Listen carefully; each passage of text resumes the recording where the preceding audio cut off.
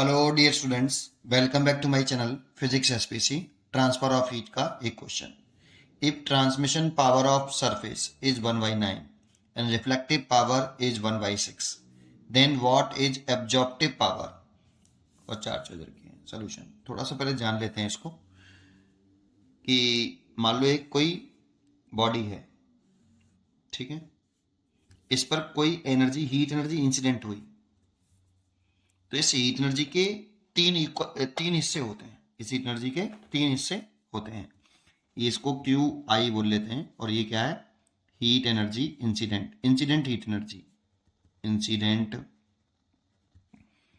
Heat energy. अब इसके तीन हिस्से होंगे। इस सरफेस से कुछ हीट एनर्जी का पार्ट रिफ्लेक्ट हो जाएगा, इसे रिफ्लेक्टेड हीट एनर्जी बोलेंगे।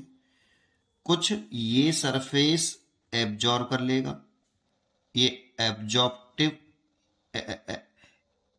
एब्जॉर्ब हीट एनर्जी हो गई।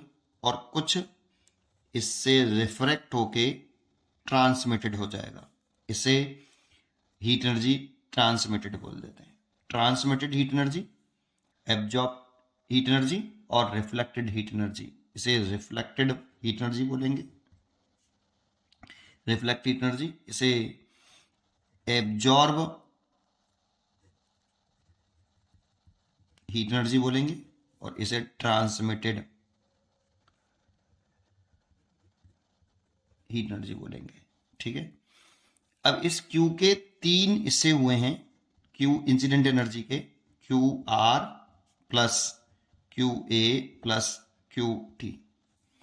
तो इसमें जो आपकी रिफ्लेक्टिव पावर होती है, रिफ्लेक्टिव पावर, इसे आर से डिनोट करते हैं।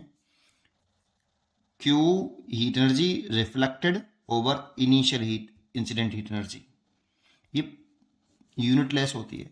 हीट एनर्जी ये भी है, ये रिफ्लेक्टेड हीट एनर्जी है और ये इंसिडेंट हीट एनर्जी है, तो ये यूनिटलेस होगी। पावर ऐसा मत समझ गया, नहीं पावर है तो उसकी यूनिट होगी, तो ये यूनिटलेस होगी, यूनिटलेस। ये भी ध्यान रखने वाले पॉइंट है, इसलिए बता दिया साथ साथ। एंड एब्जॉर्प्टिव पावर, इसे डिनोट करते हैं हम ए से। ये क्यू ए जो हीट एनर्जी रिफ्लेक्ट हुई उसमें इंसिडेंट हीट एनर्जी का डिवाइड, ये भी यूनिटलेस होगी सेम। ठीक। ऐसे ही ट्रांसमिटेड पावर, इसे टी से डिनोट कर लेते हैं। Transmitted heat energy over incident heat energy, ये भी यूनिटलेस होगी। अब इन तीनों को अगर हम ऐड करें, रिफ्लेक्टिव, एब्जॉर्प्टिव और ट्रांसमिटेड, तो देखो Q R upon Q I plus Q A upon Q I plus Q T upon Q I. तो यहाँ से नीचे से देखो क्यू आई एलसीएम आ जाएगा और ये तीनों ऐड हो जाएंगी, तो Q R plus Q A plus Q T, और इन तीनों का सम क्यू आई के बराबर। तो सॉल्व करके कितना आ जाएगा? 1। तो R plus A plus T is equal to 1। ये रिलेशन हमें पता होना चाहिए, इतनी जानकारी होनी चाहिए। अब इसमें वैल्यू पुट कर दो बस, केवल आपको क्वेश्चन में गिवन है ट्रांसमिटेड पावर दे रखी है, मतलब ये वाली पावर हमें दे रखी थी, टी दे रखा है हमें कितना, 1/9, और रिफ्लेक्टिव पावर भी दे रखी है 1/6, ये रिफ्लेक्टिव पावर आर दे रखा है। एब्जॉर्प्टिव पावर पूछ रहा है, ए हमसे पूछ रहा है, और ये यूनिटलेस होती है। तो आर की वैल्यू कितनी दे रखी है? 1/6, ए पूछा है, और ट्रांसमिटेड पावर दे रखी है कितनी? 1/9 इज इक्वल टू 1। तो a is equal to 1 minus 1/6 n minus 9। यहाँ से 18 एलसीएम ले लो, तो 18 माइनस 3 माइनस 2, तो 18 माइनस 5 करेंगे तो 15, नहीं 13/18।